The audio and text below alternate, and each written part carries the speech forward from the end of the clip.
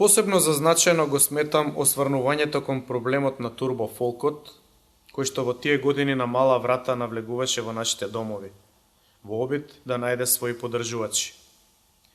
На овој проблем повеќе пати во наредните текстови се навраќав.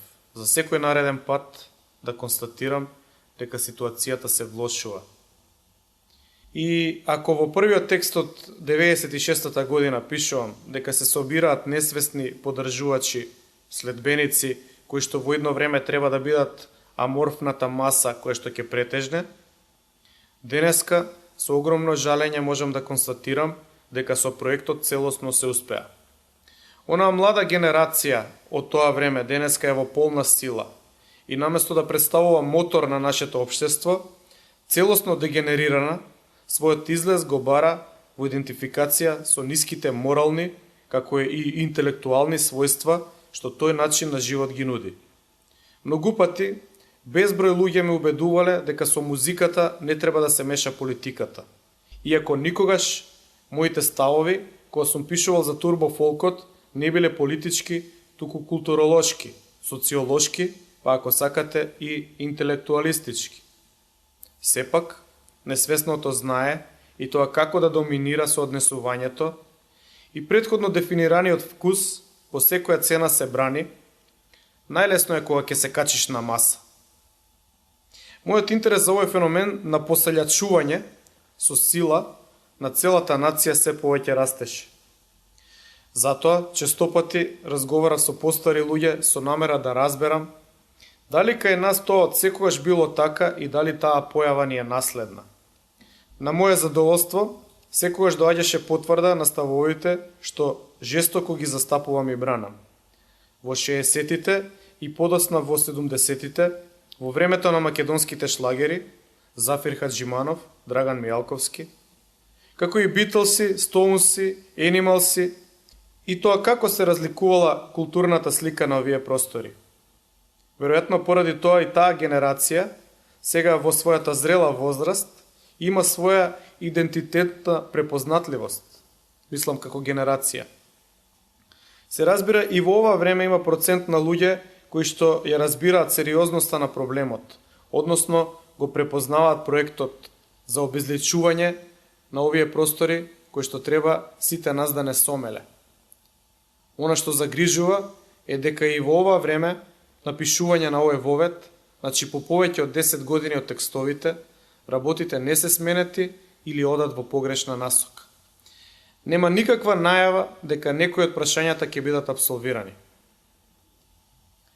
Во меѓувреме, моето вмешување во политичкиот живот доби на силина.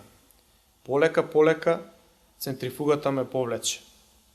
Беше бурна таа 1997 година. Признавам дека не се спротивставував, затоа што целата ситуација кореспондираше со моето разбирање за работите. Односно, дека со активизам може работите да се променат. Студентско-средношколските протести, со кои што јасно и гласно застанавме зад нашите убедувања, предизвика големи потреси во владеачката гарнитура. И Бранко Црвенковски самиот на новинарско прашање, откако веќе беше поразен на избори, ќе каже дека најтешкиот период за време на 6,5 години премирствување му биле протестите.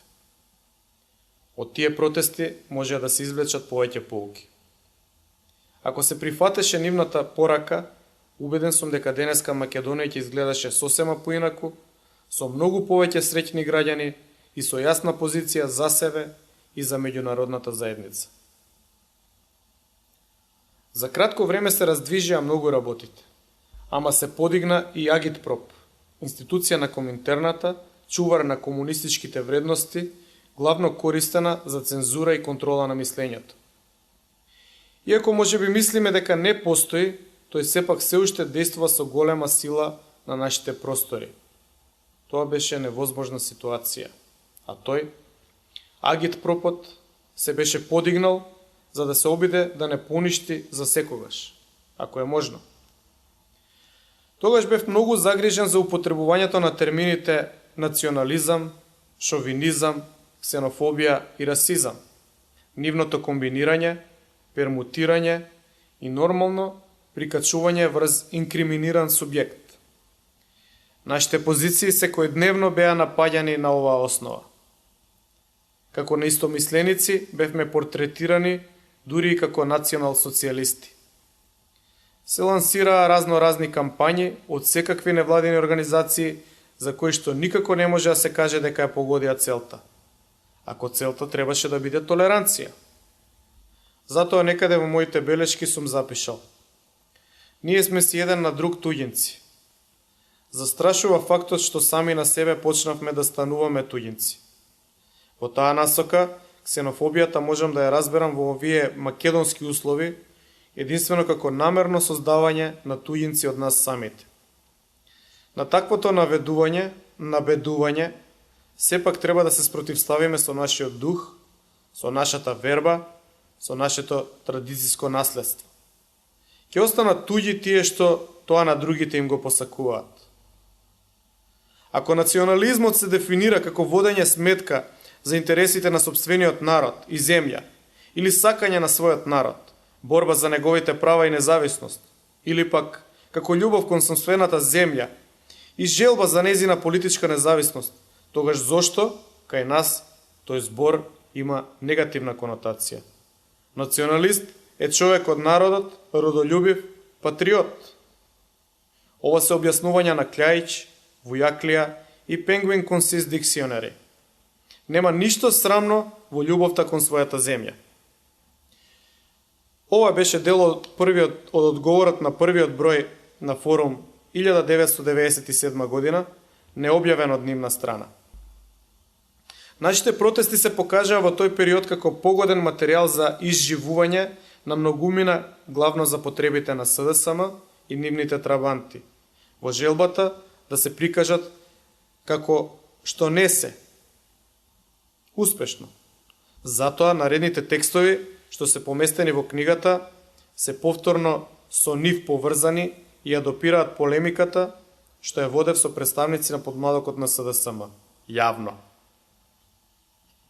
Текстот Распад, објавен на 28 февруари 1998 година во Дневник, беше реакција на опишувањето на учесниците на протестите како копилјаци, запалени ефтин националистички шовинисти, кој што предизвика лавина на реакции. Ги погоди во епицентарот. Критиката на владеачката гарнитура ја доживеа како своевиден личен напад некои анонимуси на моја големо зачудување. Подоцна некои пријатели ме убедуваа дека станува збор за реакции кои што биле нарачани или, ако сакате, диригирани. Еден сосема обичен текст со анализа за состојбите во државата се доживеа како напад врз државата. Продолжение на манирот, државата тоа сум јас. Овој пат национал-социјализмот како лајтмотив беше оправдување да се отвори во своето грдо лице тоталитарниот манир на владеачката гарнитура по сите линии на постоење. Веројатно затоа слободата на јавното мислење на грд начин беше споменувана како дозволена. Очигледно, се уште се учеа на демократија. Болката по се изгледа била огромна кога еден таков текст беше споредуван со болна креација, а авторот на текстот како домицилен Хитлер во зародиш и млад наркокомунист од Куманова. Партијата ВМРО-ДПМН беше опишана како партија со бугаромански, национал-социјалистички концепт и суштина, која кога ќе помислиш дека си ја уништил, со гнасна свежина оживува. Но ова секако одговорив во мојот нареден текст, објавен една недела потоа во Дневник, чиј што наслов кажува се. Со болшевички речник, младите скоевци повикуваат на уништување на своите противници. Расправијата потоа се продлабочи со вмешување на многу актери, а јас тоа што имав да го кажам беше кажано.